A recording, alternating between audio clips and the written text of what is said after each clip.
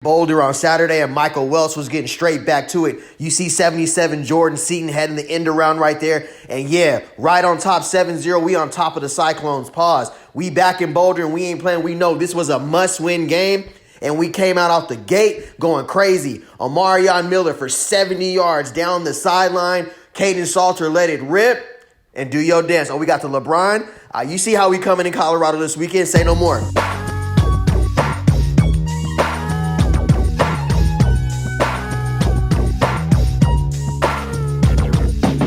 This shit slap, my nigga, you know I'm going dumb. You staring hard, little mama, like where I know you from. The kid basic and I ain't gotta say shit. I'm out of this world like a motherfucking spaceship. If you knew better, you would put me on your playlist. If you knew better, you know I ain't one to play with.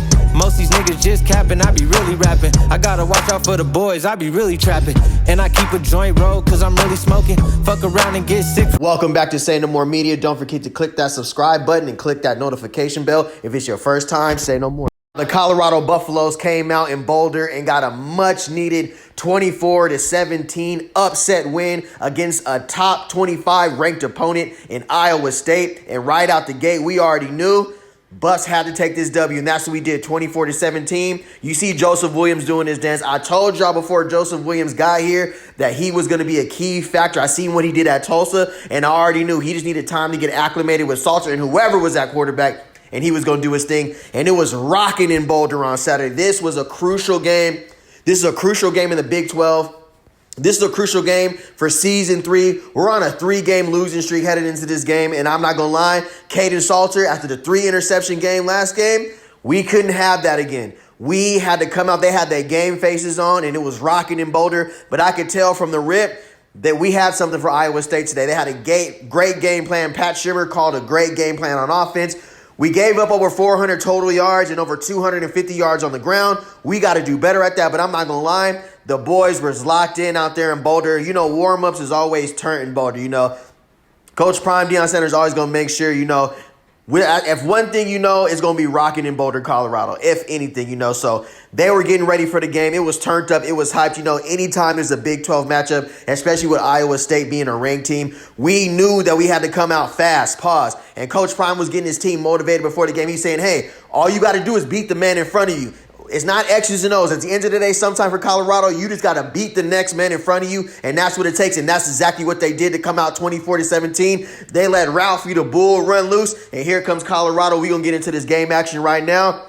Coach Prime only got 8 toes, and he just got out of surgery. Salute to him, but he couldn't keep doing all that running, so I would show you running out the tunnel, but that man had to walk. Big respect. Take care of your health, Coach Prime, because yeah, he just got out of surgery. Big salute. I think that's what helped motivate the team this game, though, too. Anytime your head coach can be in surgery and be at practice the next day, you ain't got no excuse. You had no excuse but to come out and do BTA straight to the Cyclones, straight to Iowa State, and that's exactly what they did, especially with Coach Prime coming out of surgery, and they were motivated. They were playing for something larger than themselves. Pause. And you know Boulder's been sold out since Coach Prime has got there. Everybody's rocking. The city is lit. And right out the gate, Michael Welch, you know, great play call by Pat Shimmer. You can see they're taking it over here to the edge. They pulled number 77, the All-American Jordan Seaton, and Michael Welch just walks into the end zone right here. That was an easy touchdown. Great call by Pat Shimmer. Run the ball. We actually have one of the best offensive lines in college football this year. Run the ball. Let's make it easy on Kaidon Salter. And that's what Michael Welch has been doing since he's been a freshman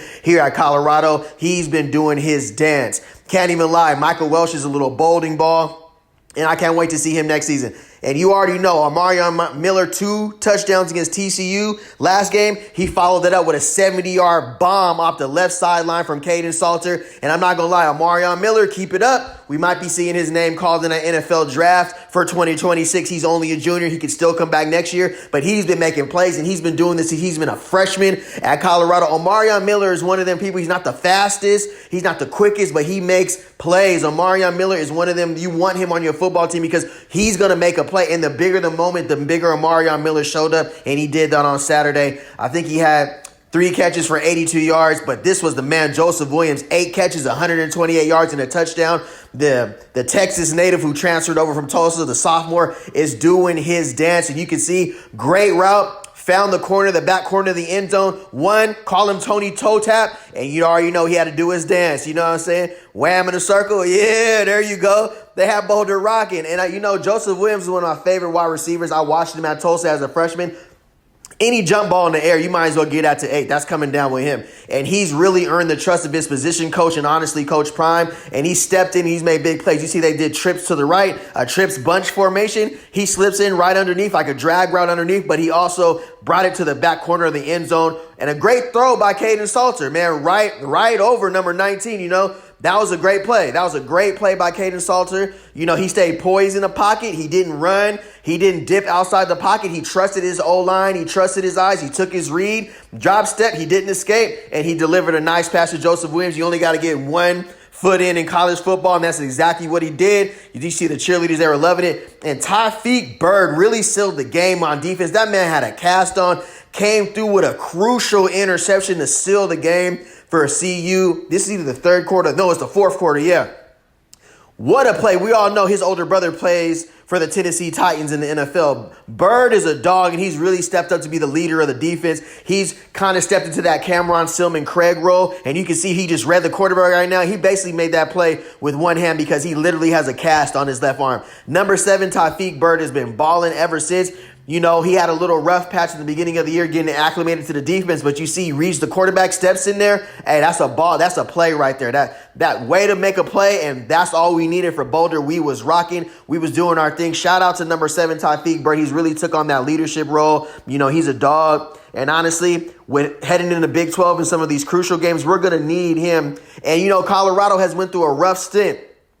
We finally got out of that losing streak. We finally look like we got our swagger back, our confidence. There are some things I see we need to fix. We can't keep giving up over 200 yards rushing. We're going to have to figure that out, whether we're going to have to make some moves out of our base 4-3 or 4-4 formation. We might have to run more of a nickel and bring in some more defensive backs. I don't know. We're going to need some more dogs on that defensive line, too. We didn't get no quarterback sacks this game, too. Pause. And that was a problem. But them boys was still turned out in Boulder. I'm still hanging in there with CU. I don't jump off the ship just because we're having a down season. This is what we need. Winning breeds success for everybody. When you win, the coach is having fun. Coach Swayze's losing it right now. That boy is lit. I ain't going to lie. But this is what college football is supposed to be about. Yeah, it's tough. When you losing, the coaches don't want this in the locker room. I shouldn't see nobody smiling, nobody crying. But when you win, everybody's having fun. It's supposed to be. And I ain't going to lie, to see Michael Irvin there, he had to come support Coach Prime. He knew he got out of surgery. That's one of his good friends. They played in the NFL a long time together for the Dallas Cowboys. And what he basically said is he watched the CU football players go from boys to men in this game, because when you win on the field, you win in life. He gave a powerful motivational speech post-game. Respect to Michael Irvin and the playmaker, because you could just see the passion and the intensity when he was talking to, and that's the kind of, you talking to a Hall of Famer right there, an NFL Super Bowl champion. When he look at you and he's talking to you, you listen. You know what I'm saying? He had the sideline fired up all game. He had the receivers turned, because that's what you do. You got to make plays, and that's what Coach Prime was telling you when he came back from surgery and he wasn't sitting out. He didn't use that as an excuse. What's your excuse? And that's exactly what Michael Irvin said. Anytime your head coach can come out of surgery and be here, I don't want to hear it. I need everybody, all hands on deck. If we can get the playmaker on the sideline, I really feel like we have a chance just because of his motivation every single game. And what he basically told them is, college football, do your job. All this is about everybody doing their job and us coming together collectively as a team. The coaches can call the X's and O's and the plays and the schemes, but at the end of the day, your job is to beat the man in front of you and dominate that person in front of you. And that's what Michael Irvin, the playmaker, was known for. We already know he didn't get that nickname, the playmaker, for no reason. He had Boulder fired up. He had that locker room going crazy. Right on, shout out to the playmaker. And Coach Prime addressed the media post-game. He just basically said he's proud of how these young men have responded to adversity. And he basically asked them, why can't we do this every single game? They've been in all the games. They've been close, other than Houston when they basically got dog walked. It's just been turnovers and missed assignments and missed tackles and penalties. They finally put together a game plan that they sustained. They did that third quarter. They didn't let down. They actually, played up to the strength. They didn't give up big plays in the third quarter. Shout out to Kaidon Salter. He played a very relaxed game, threw for over 200 yards, ran for over 50 yards. Really balanced. He kept Iowa on their heels. And shout out to our old linemen. I love this group. I hope this group stays together. Jordan Seaton got one more year. We keep building behind behind him before he leaves to the NFL, we can get that next All-American O-lineman in there for us as well. Jeremiah Brown stepping in there for the linebackers. So they had over 10 total tackles. He was all over the field. You know, he was out there doing his thing, really taking advantage of his opportunity. Had entered the portal before the season, but decided he had a long talk with Coach Prime. You know, ain't nothing given to you, but he stood there, and now you see him out there shining over 10 tackles a game. He's really getting to the ball. And basically, they talked about it again, man. When you see your head coach come back from a surgery and they're not using that as an excuse, that fired everybody up. So that had the O-line turned out there, and they really did a good job opening up holes. And they didn't allow a sack on Kaidon Salter the whole game. So that, you know, big shout out to the O-lineman for not allowing a sack on Kaidon Salter. And, you know, Coach Prime just addressed how the O-lineman is now the strength of the team. We couldn't say that 2 seasons ago. That was really the weakness of the team when Shedeur is running for his life and still putting up the numbers that he did. Imagine if Shedeur Sanders had this O-lineman that they do now at CU, and they're only getting better as they continue to look in the transfer portal. And let's get back to recruiting out of high school, especially for our offensive linemen and D linemen, because I feel like that's what a lot of the diamonds and the gems are. No disrespect for the transfer portal. Some people use it because, you know, they're looking for a better situation, more NIL money, whatever the situation. But some people are in the portal for a reason, because they're looking for a starting spot. They necessarily don't have that starting spot at their old school. So yeah, looks like Kaidon Salter has found the receivers that he feels comfortable with, which is Joseph Williams, Sincere Brown, Omarion Miller, Quentin Gibson, you know, and again, the articles, the newspaper articles, it's been media, social media. Colorado has been the talk of college football. They always are. They're not the best program, but, you know, just with the notoriety and what Coach Prime Deion Sanders brings, you know, to the media landscape itself, they've been the talk. It's been a tough season, you know, after the success that they had, and how many with Travis Hunter winning the Heisman Trophy winner last season, with them sending over 5 players to the NFL last season.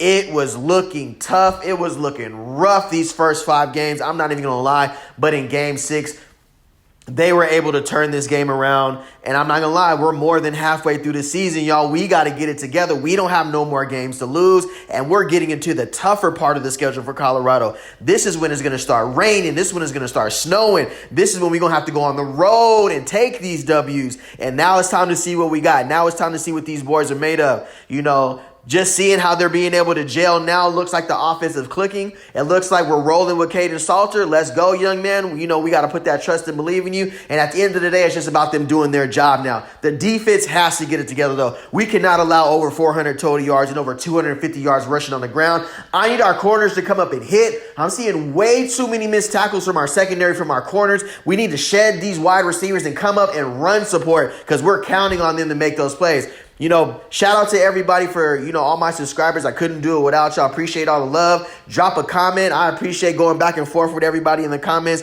Appreciate the Say No More community. You know, drop a like, you know, subscribe, tell somebody about the channel. I'm already working on my next video. I got a nice video dropping tomorrow. So let's run these views up. Appreciate it. Like, comment, and subscribe. And as always, say no more.